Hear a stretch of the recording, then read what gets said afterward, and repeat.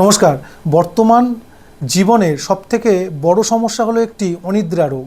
বহু মানুষই আছে রাত্রেবেলা ঘুমানোর চেষ্টা করলেও ঘুমোতে পারেন না। কিন্তু এই অনিদ্রা রোগের বিবিধ কারণের মধ্যে প্রধান হলো অনিয়মিত জীবনযাত্রা এবং ওভার থিঙ্কিং করা এবং কোনো বিষয়ে টেনশন নেওয়া অথবা দীর্ঘকালীন কোনো অভ্যাসে এটি একটি রোগে পরিণত হওয়া। অনিদ্রা তার জীবনের রোগ হিসাবে গমন করেছে কিনা বা সক্রিয় হয়েছে কিনা হাতের রেখার মাধ্যমে আমরা আজকে বিশ্লেষণ করব। হস্তরেখার এই ক্ষেত্রটা চন্দ্রের, এটা শিরোরেখা।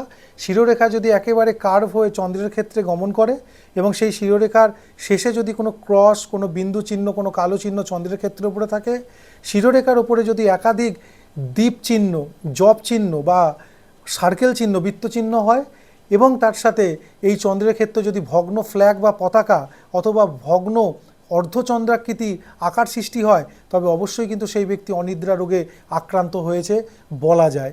এই শিরোরেখা যদি চন্দ্রক্ষেত্রে না গিয়ে একেবারে ঘুরে গিয়ে যদি মঙ্গলের ক্ষেত্রে, মাঝখানটা মঙ্গলের ক্ষেত্র অর্থাৎ চন্দ্রক্ষেত্রের পাশ দিয়ে একেবারে মঙ্গলের ক্ষেত্র বরাবর যদি গমন করে, অবশ্যই সেই ব্যক্তি অনিদ্রা রোগে আক্রান্ত হয়ে পাগলের পর্যায়ে পর্যন্ত যেতে পারে। ভালো থাকুন, সুস্থ থাকুন।